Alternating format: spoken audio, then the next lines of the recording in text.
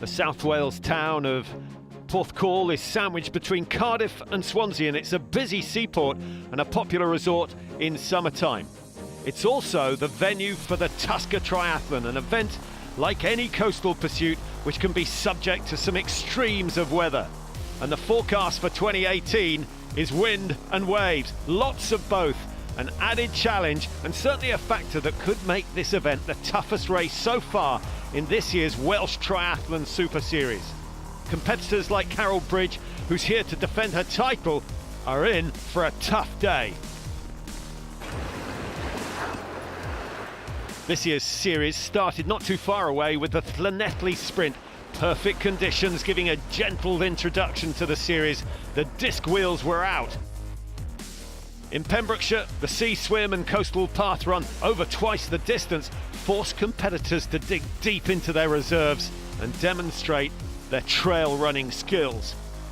Then Cardiff. Close quarters racing on a flat, fast course surrounded by the iconic sights of the city. From the bay and the barrage, they went to Bala. Beautiful conditions.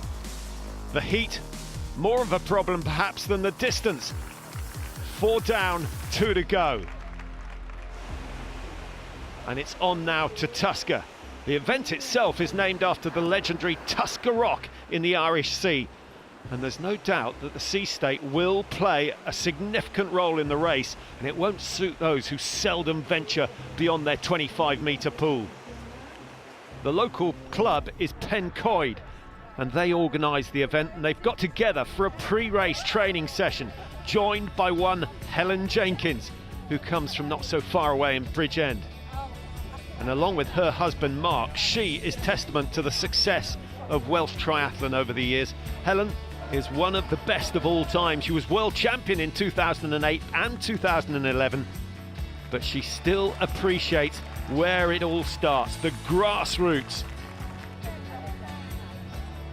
One thing about triathlon is it's a really friendly sport, and I think a lot of people think, oh no, like I couldn't do that, I couldn't swim that far, I couldn't run that far, but just joining a club and you get to see like how relaxed people are really friendly, it's encouraging. Having her around is inspirational for the club members as they head out into the water. One of the nicest things that people have said to me is that they took up triathlon because they saw me racing, and that's better than winning any race, is that I've inspired someone to actually take up a sport. Wales has had a female at every Olympic Games, which are Welsh female. We've had 3 Welsh senior world champions. We've got Leander Cave, who's won Ironman, Non Stanford. Non's won world championships, so have myself. We've done really well. The men, we've got Mark Jenkins, who's my husband, who's been to an Olympics. Clubs are a great way to start. You've got camaraderie, you've got your peers to support you, and you can gain a lot of knowledge from people already doing it, and confidence. There is different elements to sea swimming. You've got currents, waves, tides, so it's definitely worth having a practice if you can, which is great. People are coming down to give it a go. I think the barrier for most people is probably the swimming. But there's lots of pool-based events, and now British Triathlon along with Welsh Triathlon have got the Go Tri series. So that breaks down all the barriers. It's an easy event to get involved in. It offers you a pool-based swim, a short bike ride and a short run. And I guarantee you, if you do that, you'll enjoy it, and then you'll get the bug. I got into triathlon as a swimmer. One of the girls in my swimming club, her dad was involved in Welsh Triathlon and asked if I wanted to give it a go. A few of us went and did a bit of a trial, and yeah, he took me on and coached me for the first few years. So yeah, it really went from a really basic talent ID. We've got some great talent coming through, and I think that's going to be really key to people making the next step up, and continued success, international success is what we want. On to race day then, and one of the young women who may well go on to have some international success is Abby Williams. She's lining up to compete here and perhaps give the Bala champion Vicky Johnson something to think about. The challenge for most is the sea conditions, and it's every bit as daunting as predicted. Even getting down the slipway and out into the sea is a problem for some. Many hesitant to get in remind me of the wildebeest having to enter the croc-infested waters. But once out, perhaps not as bad as they thought. A deep water start and a last chance to give encouragement, perhaps talk tactics with a teammate. The distance is a 750-metre swim. It won't take much more than 10 minutes to complete that. A 22-kilometre bike ride and a 5-kilometre run.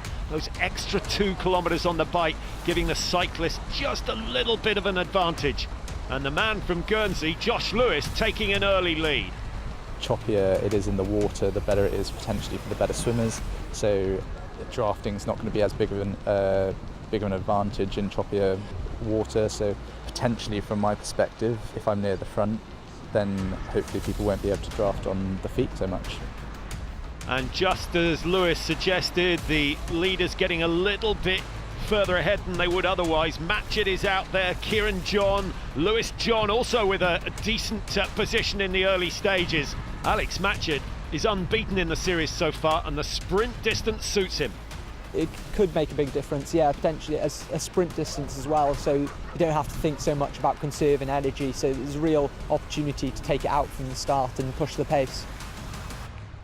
So approaching the finish of the swim, those that have survived the rough conditions, Lewis still going very, very nicely. He was first out of the water in Bala just a few weeks ago, and here he is just coming up the slipway. Every second is vital. T1 is making sure you come out with the leading cyclists. And Chris Silver, who is certainly a potential winner today, has given away some 14-15 seconds in the water. A good T1 is vital for him. So Josh Lewis first to settle by his bike. Alex MATCHETT on the left. So good in transition all the way through the season. It's been one of his strong points.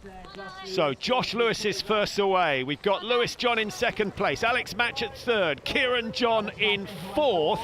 And they've opened up a little bit of a gap between themselves and Chris Silver, who potentially is the best cyclist there. But those seconds could prove absolutely crucial. 15-16 seconds now adrift. Lewis takes the wind as they head out of the transition area, and that could be absolutely key today. It's a non-drafting race, remember. If you have a decent aero position, you can try and minimise that disadvantage that you get from the headwind. Luckily I've got a time trial bike, so that will be a lot better than sitting on a road bike and having the wind really hit you. But I think most would agree you don't want to be in front. In these conditions you will get some protection, even 12 metres behind. Lewis needs to think sensibly. We've got our first faller, and that is Lewis John, who's gone down, given away second place. Kieran John's gone through into second now, with Alex MATCHETT in third, and the gap between first and second significantly larger.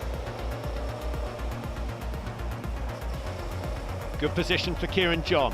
Still ahead of Alex MATCHETT. Here comes MATCHETT, the nodding head that we've seen over the season so far. His cycling's got better. Abby Williams in the leading group of women out of the water. She's a brilliant runner as well, so if she survives the bike ride, she could take the title away from Carol Bridge. A slip from the junior Eden Schiller. She's only 16 years old. What a future she has. Here is the defending champion, 34 years old now. Races a lot in Europe, does Bridge. Does a lot of coaching as well, so she's experienced, she's knowledgeable, and she is tough as nails. Abby Williams first onto the bike, and a decent gap for her heading into phase two. I hit my Achilles back in March, so I've just been rehabbing it with Welsh Triathlon to get back to fitness again, and I'm getting there, so hopefully I'll be able to put in a good performance today. Williams powering her way into the early stages. Biking is her Achilles heel, I guess. She's worked hard on it, but with the injury problems, maybe the run won't be as quick as normal. Vicky Johnston, winner of the last race in the series in Bala, and she produced a solid performance up there in North Wales.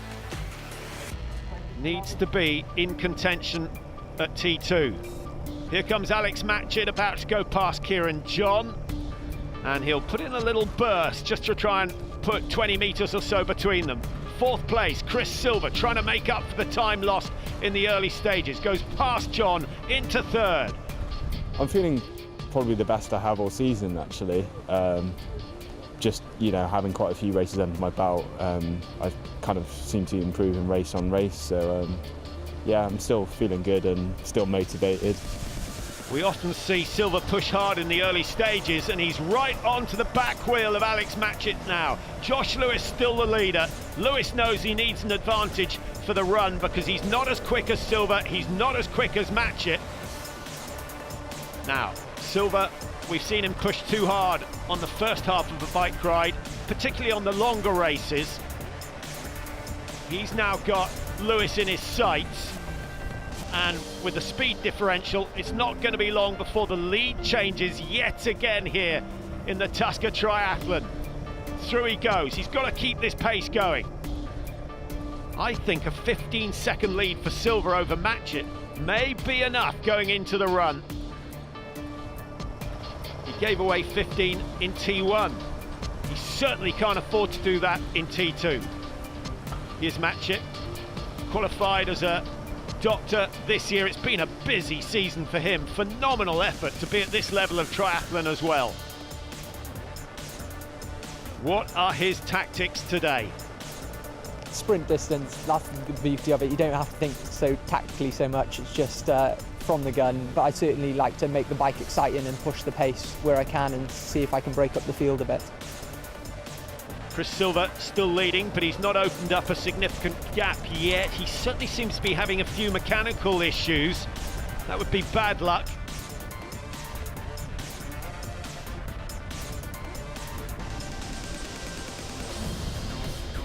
And here is Carol Bridge leading the way, the defending champion, remember. She's got some young guns shooting at her today. It'll be interesting to see how she fares. Abby's here, she's very fast. And then Vicky, she's the leader of the series, isn't she? She's fast, so I'll just do my best. I can't control anything else, can I? It's all uncontrollable. I just race as fast as I can and see where I finish. Well, that attitude has put her into the lead, and she's capable of taking a minute out of the rest of the field. Here's Bethan Hinnett. Good swim from Hinnett, but the bike is not her strong point. And coming up on her shoulder now is Vicky Johnson.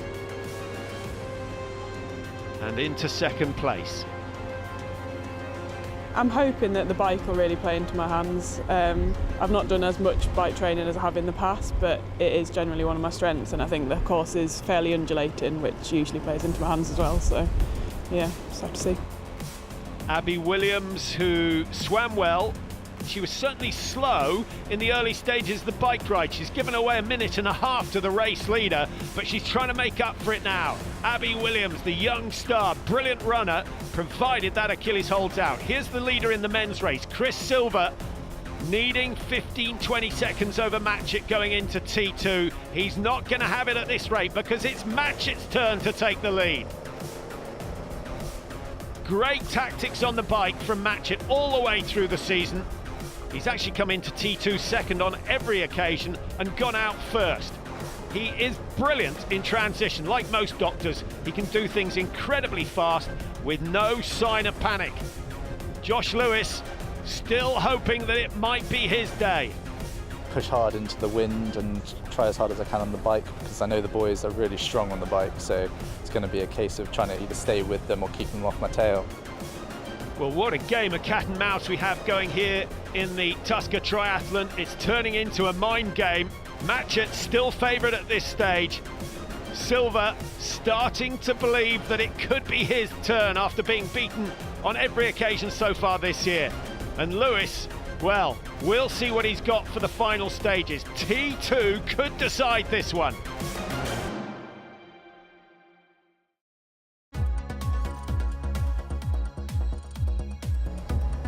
Welcome back to the Tuska Triathlon. Here is the race leader, Chris Silva, who's actually produced the two fastest running times in the last two events, but MATCHETT, to be honest, the winner wasn't under pressure in either.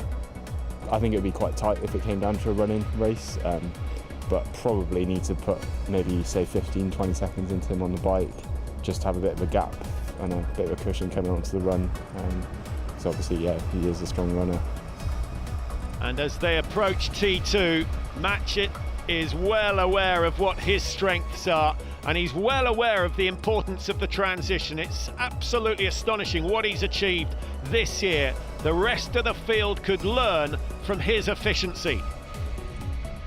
Transitions are really important in triathlon, as we talk about it as being the fourth discipline, so lots of practice. I've been fortunate to be doing triathlon for quite a long time now, so I've had lots of experience, but I think the main thing is seeing that that's an opportunity that you can put some time into the field.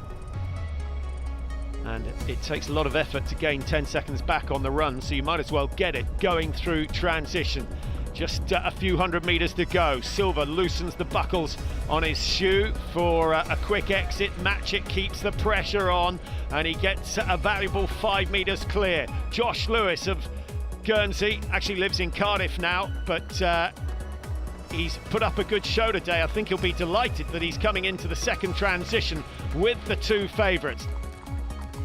And MATCHETT off the bike just in the nick of time. He's turned that 5 metre lead into 15. Silva in second, Lewis in third. It's not who comes in first, it's who goes out first. Silva, there's the first little error, and incredibly slick drills from MATCHETT. Once again, he's left the other two standing. Lewis is second away. Silva still floundering in T2, and he's let a gap of, 25, maybe 30 metres open up between himself and MATCHETT. No one has managed to close that down so far this year. Well, that is a crucial error from Chris Silva. I know it's easy to say when you're sitting in a commentary box, but Silva will know that he's let an opportunity slip. Here comes Carol Bridge. She's had the pedal down all the way, and is coming into T2 first. Just looking, it looks as though she's got about 1:20. MATCHETT opens those legs. He's like Alistair Brownlee in his ability to run fast off the bike. First little climb, and that will suit MATCHETT. Josh Lewis, bigger build, slower tempo. Third position, I think the best that he can hope for today. Now, Carol Bridge just needs to capitalise on the good work done on the bike. Was she expecting to lead at this stage? I shouldn't think so. She knows just how good Johnston and Williams are, but she's got herself a healthy lead.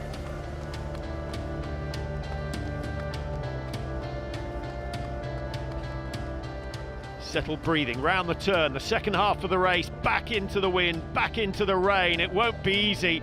Were Silva on the shoulder of MATCHETT, he could have had some protection, but he's still some 30 metres behind. I wonder what's going through his head. And the bad news is that MATCHETT's running at the end of a 5k gets faster and faster. He's capable of going under 15 minutes. Here's Carol Bridge, shorter, stabbing stride. Looks as though she's got a little bit of a limp, but it's not slowing her down any. Johnson, first place in Bala, second place at the moment here in Tuska. Good for her series points. And Abby Williams, now she's let some 4 minutes go to Carol Bridge on the bike ride. She's a brilliant runner, Williams, but she's not going to make up that sort of ground, surely. Plodding away, Carol Bridge. Is she going to make it 2 in a row? Certainly looks like it at the moment. Passes the men's leader and Chris Silva. And now MATCHETT just opens up the legs again. He's looking better, feeling better, travelling faster. Josh Lewis, up come the glasses, covered in rain. He can't see a lot. The conditions absolutely foul here, but I don't think that's actually going to bother the racers. MATCHETT's time, incidentally, is on schedule to be 2 minutes slower than his normal 5k pace. That gives you some indication of how tough the conditions here are in Tuska. But the harder it is, the more satisfaction you get when you win. And Alex MATCHETT makes it 5 out of 5. I enjoyed it. It was a really hard race. Conditions definitely played a part in it. Both Chris and Josh, they were really strong on the bike. Josh was really strong on the swim. You could never settle into it because I knew those boys were hunting me down. I'm very happy to get a 5 out of 5. Great tactics. Again, he's won this race, in my view, in transition. Chris Silva looks a little despondent. I thought today might be the one, but I was having a few gearing issues on the bike, so I wasn't able to push it quite as hard as I hoped. He just had the jump on me into transition, and then once there was a little gap, it was always going to be tough to close that. Impossible to close it the way Matchett's running. Josh Lewis, commendable third. Really happy with the bike. Like Chris and Alex were really strong on the bike, so I felt a lot better today. So hopefully I can replicate it and maybe better it in the last one. And the last one will be the Sandman. Matchett, Silver, Lewis on the podium today. Kieran John in fourth place. John Collier 5, a long way behind. Carol Bridge has got herself a decent lead in the women's. She's going to defend the title she won here last year. Her winning time last year, 1:10.41. With these conditions, it will be a bit slower. Abby Williams, fantastic running as we expected, but she gave away too much on the bike. The champion is Carol Bridge, the 34-year-old in as good a form as ever. I said about the swim at the start that I wouldn't get beat up, and I got beat up. I had a good bike. That's all I've been doing this summer, really, is biking. And then the run, it was a bit of a prayer, really, just to hold on to the lead. Defended my title from last year, so yeah, can't be unhappy with that, can I, really? Oh, that was the toughest race I think I've ever done. Like, I found that really hard. The sea was so rough, and I'm not used to time trialing on the bike, so I found that really tough. And then this headwind on the way back on the run, oh my God. But I really enjoyed it. It was really good, challenging. I'm happy to still get on the podium with that, because when I came out the swim I thought I was a goner. Like, that was such a brutal swim. Happy with my bike, and the run just was what it was, but yeah, really tough conditions out there, so. All of them learning a huge amount and learning just how good Carol Bridge is. And look at that, her time is actually over a minute quicker than last year. In these conditions, that is a phenomenal effort. So Bridge takes the win, Williams second, Johnson third, and Bethan Hinnett down in 4. A real test for all. Tough day out that was, and the swim was tough. Lumpy, you know. The hardest I've ever done, especially the swim. Oh. The swim was like being in a washing machine, and the run was windy and wet, but otherwise, good day out by all. For my first triathlon, that was pretty brutal, but loved it. Would do it again. Yeah. Well, the next event will be the Sandman up north on Anglesey. Icy seas, strength-sapping beaches to run along. That will be a test for everyone. And Matchett will be going for 6 out of 6. What an achievement that would be. And the women's competition goes right down to the wire. It's going to be a thrilling finale to the Welsh Triathlon Super Series.